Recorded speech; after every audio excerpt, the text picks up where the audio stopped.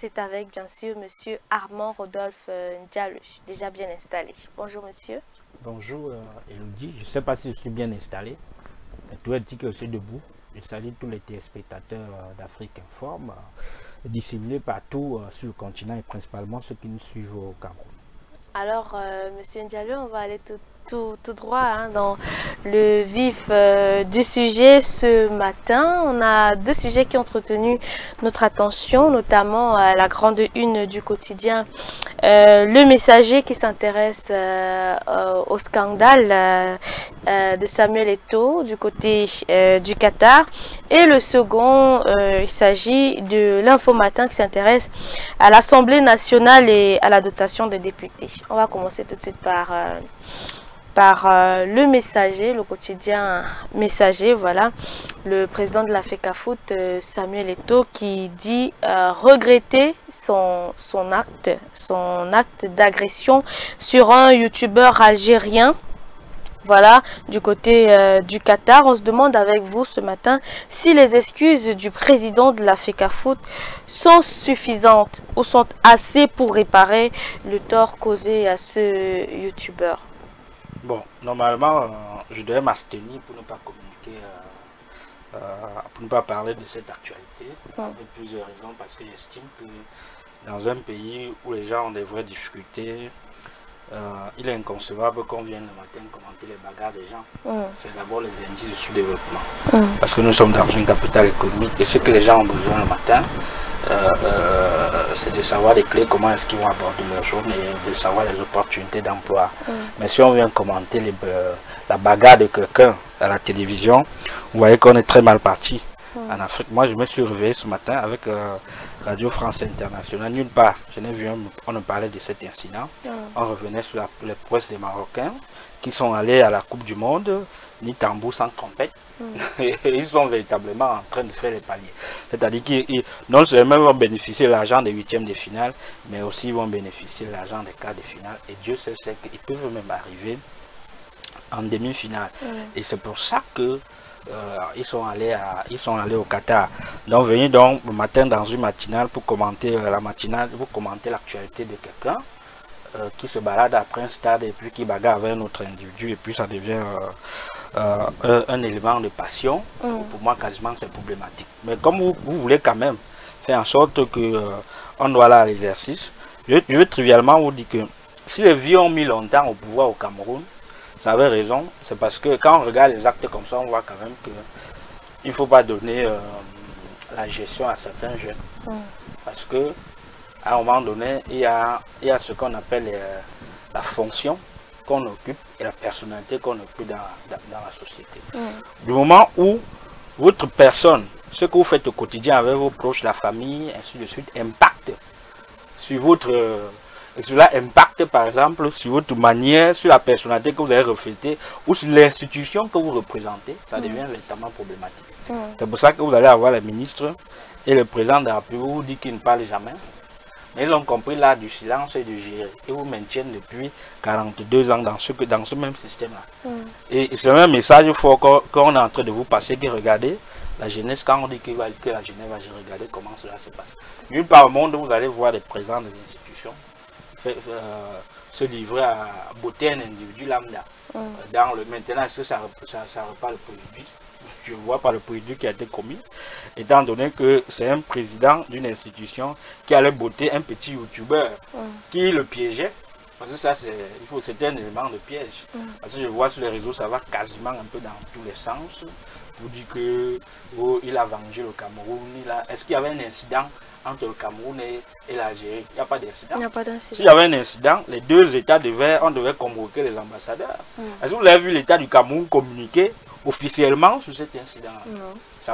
Ça montre encore une culture de précarité.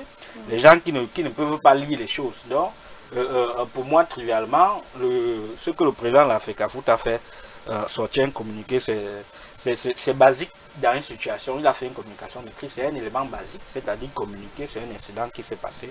Maintenant, est-ce qu'il va encore le refaire? Je ne suis pas avec lui au quotidien. Il faut aller demander à ceux qui le suivent au quotidien s'il va encore continuer dans la même lancée.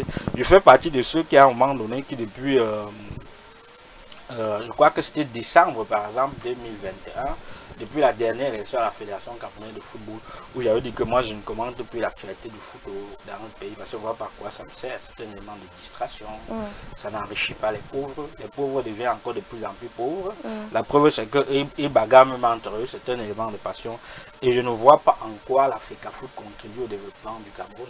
Parce que le Cameroun est un pays très pauvre et très endetté même encore. Ce qu'on a besoin, c'est la construction des économies. On n'a pas besoin de la construction des stades. L'État a construit énormément de stades qui ne nous servent à rien. Les gens n'ont même pas d'abord l'argent pour payer pour aller regarder. Donc tout ça là, il faut donc penser il faut penser les vrais éléments de développement que de venir le matin commenter les bagarres. Il faut aussi signaler que jusqu'ici la FIFA n'a pas encore communiqué officiellement, contrairement aux rumeurs, parce que l'information c'est aussi justifiée. Il faut que la FIFA n'a pas encore pris position officielle, parce que j'ai vu ça aller dans tous les sens, les officines qui disaient que tel va payer telle somme, ou on interdit celui-là. Ce n'est pas la FIFA d'interdire, par exemple, c'est le Qatar d'interdire. C'est le Qatar qui reçoit. La FIFA n'est pas un pays. La FIFA, c'est une organisation mondiale. Vous avez vu le dernier incident qui s'est par exemple passé au stade d'Olembe, au niveau de pendant la CAN. Il appartenait à l'État du Cameroun de prendre des bonnes mesures sécuritaires. Les mesures sécuritaires pour notamment sécuriser sa population. Maintenant, il faut attendre peut-être la fin de la compétition pour que la FIFA elle-même puisse tirer des leçons, davantage renforcer aussi la sécurité des uns et des autres pendant les prochaines rencontres. Mais ce qu'il faut faire maintenant sont des mesures assez conservatoires. Et dire surtout aux Camerounais qu'il faut être lucide, que le Cameroun n'est pas en guerre avec l'Algérie. Et que ce que les youtubeurs font sur internet, ils sont en train de chercher de l'argent. Ils cherchent le nombre de vues. Et quand ils cherchent le nombre de vues, l'argent c'est pour eux. Ça veut dire que vous êtes leur cobaye. Quand vous regardez, vous voyez ici là, le gars met la vidéo, il s'enrichit. Voilà, je crois que c'est... On va parler de ce qui est donc important pour les Camerounais. Il s'agit de la dotation des députés. C'est la grande une du quotidien Info Matin. On peut retenir de ce tabloïd de ce matin que 10 à 15 millions d'allocations sont donc dédiées aux députés en lieu et place des 8 millions dédiés aux micro-projets. Pendant ce temps, la vie s'annonce plus chère au Cameroun dans les jours à venir. Comment comprendre une telle décadence, M. Ndialé? Non, il faut dire que passer de 8 à 12 millions, c'est une bonne chose, parce que je signalais déjà hier que avec les 8 millions, les députés ne pouvaient pas réaliser pleinement leurs projets sur le terrain. Donc, si les députés ont maintenu une dotation de 12 millions, ça permet que du point de vue local, ils peuvent travailler au développement, notamment financer des petits projets, construire des routes secondaires, construire des salles de classe, offrir des salles de bain, équiper les centres de santé secondaires. Parce que c'est du rôle de la mairie, par exemple, et du député d'équiper ce qu'on appelle les centres de santé secondaires. L'État crée mais c'est la municipalité qui doit gérer. Le rôle des députés, c'est également équiper les écoles publiques. Voilà, qui sont dans leur... Ils peuvent aussi, les députés peuvent aussi équiper même des écoles privées. Donc c'est une bonne chose. Mais hier, des journaux ont fait une mauvaise communication, parce qu'il fallait plutôt dire qu'on a revu. Parce que quand on a dit qu'on a suspendu, c'était comme si cela n'existait véritablement pas. Et même les journaux, je crois que nous ont un peu mis dans une sorte d'embrouille qu'on ne comprend véritablement pas. Pour que les élus puissent se mouvoir, pour que les élus puissent travailler pour ce pourquoi ils ont été votés. Et il faut qu'ils aient de l'argent, notamment de l'argent qui vient de l'État. Parce qu'eux-mêmes, ils dépendent de l'argent naturellement pour faire des campagnes. Maintenant, si l'État ne leur donne pas l'argent, je ne vois pas comment est-ce qu'ils vont se mouvoir, sur le terrain. Maintenant, quand l'État a augmenté de 12 millions, il revient donc maintenant aux populations locales de vérifier si effectivement ces députés-là utilisent ces 12 millions à bon escient. Vérifier veut dire qu'il faut de temps en temps demander compte à celui que vous avez voté. Et quand vous demandez compte, vous serez capable de le sanctionner aux prochaines séances. S'il n'a pas véritablement assuré. Donc, moi je trouve que c'est une bonne chose. Maintenant, est-ce qu'il y a une incidence, notamment sur la vie chère? La réponse est non. Parce que, voyez-vous, les députés, normalement, quand ils sont élus, ils contribuent au développement de leur petite localité et par ricochet le développement global du pays.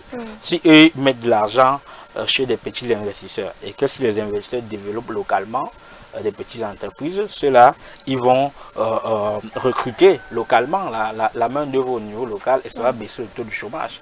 Donc, c'est des initiatives à encourager. Maintenant, il ne faut pas que cela doit seulement servir à acheter les Houmers. Je vous ai dit qu'il y a les députés de l'opposition qui roulent avec les Houmers, ce qui est inconcevable dans un pays en développement véritablement comme le nôtre. Donc il faut encourager, maintenant il faut surveiller. La vie chère, c'est autre chose. Les députés servent à beaucoup dans une nation démocratique. C'est parfois le Sénat qu'on trouve que c'est la répétition de ce qui s'est passé chez les députés.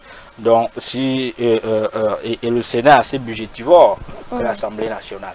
Si jamais il fallait suspendre, c'était au niveau du Sénat qu'il faut rapidement, qu'il faut annuler. La Chambre haute est gardée simplement l'Assemblée nationale. Avec l'Assemblée nationale, les députés sont les représentants du peuple. C'est des gens à qui le peuple a confié leur pan de leur pouvoir. C'est pour ça que vous voyez que c'est devant eux qu'on discute le budget de l'État. C'est devant eux qu'on discute les amendements. S'il y a des nouvelles lois au pays, c'est devant eux. Et ils peuvent décider que ça passe ou cela ne passe pas. Pourquoi? Parce qu'ils ont un pouvoir de 5 ans que le peuple leur a donné à travers un vote. Donc, ils sont importants. On l'a fait pourquoi? Parce que si on prenait seulement la voix de tous les Camerounais, ça devait être l'anarchie. Ça devait aller dans tous les sens. C'est pour ça qu'on décide que une personne, un homme doit représenter une contrée. Et pour qu'il représente mieux la contrée, on part un vote, on part une élection qui est normale. Pendant l'élection, il bat campagne, ainsi de suite. Les gens le votent. Donc c'est donc lui qui va aller représenter cette contrée-là, même si on dit qu'on est député de la nation. On vient d'abord d'une circonscription qui est électorale. Et quand ils arrivent là-bas, ils questionnent les ministres de comment est-ce que parce que le rôle des députés c'est de contrôler l'action gouvernementale. L'année passée, le ministre des Transports avait quel budget? Est-ce qu'il a tout fait? Le ministre des Transports passe devant eux pour s'expliquer. Et les députés maintenant vont, quand ils ont des bonnes explications, il faut qu'eux-mêmes ils rentrent aussi expliquer à la base à la population. Voilà. Parce que il n'y a pas de télévision parlementaire au Cameroun. Et beaucoup ne regardent pas la télévision publique. Beaucoup ne suivent même pas aussi la chaîne privée, sont plus sur les réseaux sociaux. Beaucoup sont défaitistes en disant que on va même dire quoi là-bas. C'est pour ça que les gens ne comprennent pas comment le prix du timbre a migré de 1500 à 1000 francs à 1500. Les gens vont seulement constater un matin, alors que tout s'est passé au niveau de l'Assemblée nationale. Il y a le prix de la vignette automobile qui quitte de 25 000 à 50 000. Vous voyez qu'on a greffé 25 000 au-dessus. Tout cela a été discuté au niveau de l'Assemblée nationale. Le ministre des Finances a parlé. Si vous n'avez pas donc suivi, vous allez peut-être être en conflit avec un agent dans la rue pour dire que non, il est en train, par exemple, de vous arnaquer. Tout ça, c'est une culture. Et quand les gens ne suivent pas, quand les gens ne connaissent pas les différents canaux par lesquels ils peuvent s'informer, notamment de ce qui se passe à l'Assemblée nationale, nous, on sera toujours en arrière. Parce que c'est sûr que si tous les Camerounais, si la majorité des Camerounais avaient suivi, par exemple, les derniers débats au niveau de l'Assemblée nationale sur cette loi de finances 2023, beaucoup de choses se seraient déjà passées, notamment en termes de manifestations, ainsi de suite. Parce que il y a énormément d'augmentation. Quasiment toutes les choses ont muté. Même le riz que vous mangez, ça a muté. Dorénavant, justement, on dit que le prix sur la douane pour faire entrer ce riz-là au Cameroun a augmenté. Donc le riz sera plus cher dans les prochains jours. Oui, naturellement. Et ce riz vient de l'extérieur. Vous avez vu que dernièrement, avec la petite guerre en Ukraine. Pourquoi vous parlez de petite guerre? Il n'y a pas de petite guerre. Non, c'est une petite guerre pour le moment. Ce n'est pas encore une grande guerre au niveau mondial. Donc, c'est deux pays qui sont en train de s'affronter. Et à côté, il y a les autres pays qui soutiennent peut-être l'Ukraine. Il y a d'autres pays aussi qui sont solidaires de la Russie. Ce n'est pas encore une grande guerre qui a quasiment touché la contrée. Les autres pays de cette contrée ne sont pas déjà entrés en guerre contre la Russie. Pour le moment, ils ne soutiennent qu'en sourdine. C'est pour ça qu'on dit que pour l'instant, c'est une petite guerre. Ce que je dis, c'est que cela a entraîné la rupture du riz. Or, le Cameroun, c'est un pays où on cultive le riz dans 3-4 régions du pays.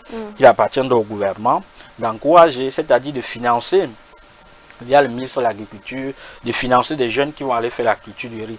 Vous savez que les agriculteurs sont normalement les millionnaires, les milliardaires. Si on encourage des jeunes à aller investir dans la culture du riz. Et ils seront des grands industriels de demain. Voilà. Ils ne seront pas comme... parce qu'aujourd'hui, les gens pensent qu'aller faire de l'agriculture, c'est de se salir la main. Quand vous êtes dans une zone comme le Mungo, vous regardez Ndiome Peña Manjo, et c'est une zone où il n'y a que la banane et la patate et les fleurs aussi.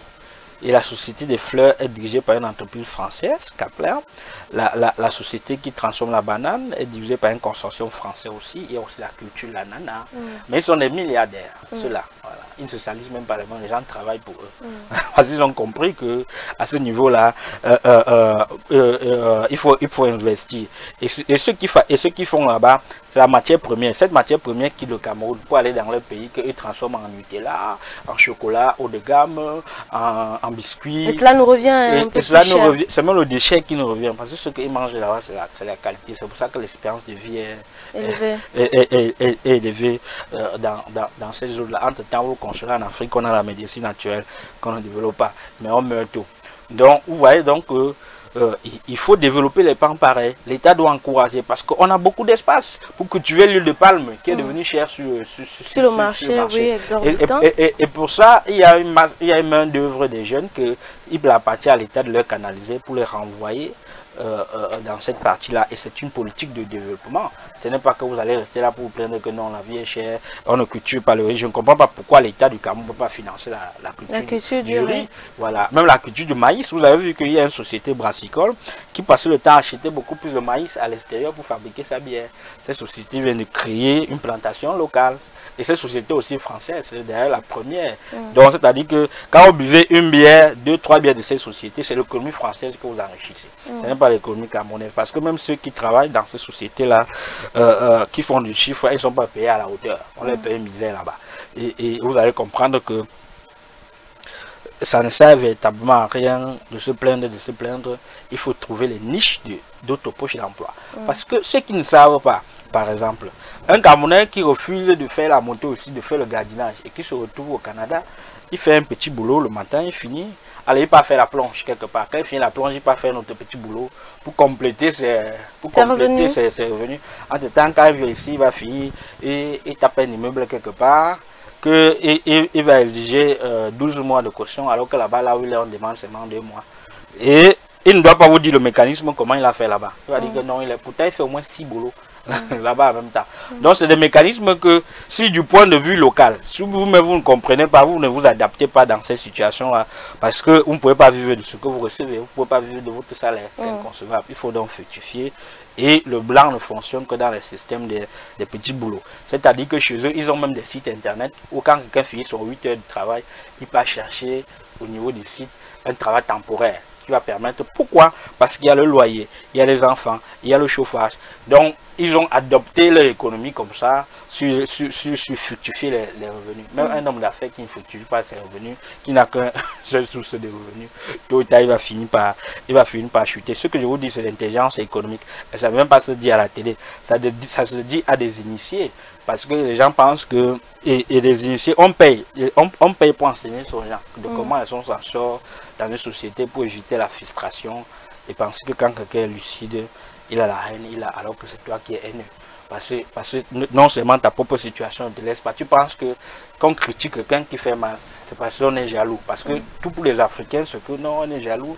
Et les Africains étaient tellement jaloux entre eux que le blanc est venu à tout prix pour aller fabriquer les armes, pour fabriquer la télé. Et nous sommes seulement restés des consommateurs. Même notre médecine, on ne transmet pas à la nouvelle génération. On a peur que non, l'autre va voler pour peut-être aller faire sa part. Du coup, on est resté des petits consommateurs des écorces. On n'a pas développé nos écorces là. Le blanc vient prendre les écorces là, il fait ce que ça fait. Et puis ça guérit, ça se vend au niveau mondial. Ils ont même créé un système là. Parce que je vois souvent nos pères africains se consoler lors de la médecine africaine pour dire que non, c'est la médecine l'avenir. Entre-temps, on vous coupe les choses, on met toujours dans les... Ça peut soigner. Je ne dis pas que ça... Mais il faut développer. Pour développer, il faut aussi aller faire de bonnes propositions à l'État que la Chine s'est basée sur sa médecine traditionnelle. C'est devenu médecine industrielle qu'on consomme aujourd'hui, médecine alternative. Voilà. Justement. beaucoup de bons points avec vous, hein, Monsieur Ndialeu. Il n'y a donc pas, nos téléspectateurs n'ont aucun prétexte, aucun alibi pour ne pas devenir riche, pour ne pas créer des moyens de vous savez que la richesse est d'abord mentale. Hein.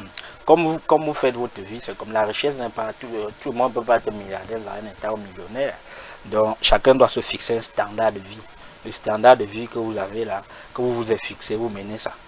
Et vous donnez les moyens pour mener ce standard. Voilà, ça ne sert à rien de venir sur terre souffrir. Parce que quand vous souffrez aussi, à un moment, vous mourrez. Là encore davantage, vous restez inerte là-bas. Je ne sais pas ce qu'on devient quand on meurt. Mais quand vous êtes sur terre, il faut vous donner les moyens véritablement de vivre dans de bonnes conditions. Bonnes conditions au niveau de là où vous habitez, bonnes conditions au niveau de là où vous travaillez, bonnes conditions dans ce que vous mangez, bonnes conditions dans votre comportement, en tout cas de qui vous touchez. Vous savez que les richesses d'abord sont les hommes. Relationnel. Mais le relationnel, tu peux être une opportunité pour moi, comme tu peux être aussi un cobaye pour me permettre tout dépend du point de vue. Hein. Naturellement, tout est possible, voilà. Wow. Donc c'est comme ça, même au bar, vous pouvez trouver un client. Vous comprenez, vous voyez seulement comment il parle, ce qu'il intéresse, vous proposez votre article. Si vous êtes venu boire une bière, vous pouvez rentrer peut-être à l'argent de cette bière. Donc c'est aussi l'intelligence économique. Il faut être stratège. Naturellement. Merci, Monsieur Ndialeu, pour toutes ces explications. Ce matin, on retient avec vous qu'on doit s'intéresser au plus important, hein, à ce qui peut nous permettre d'avancer plutôt qu'à ce qui permettra aux autres d'avancer. Merci à vous d'être passé sur ce plateau. Je vous en prie, je vous en prie. Voilà. Mesdames, Messieurs, je vous rappelle la question magique de ce matin.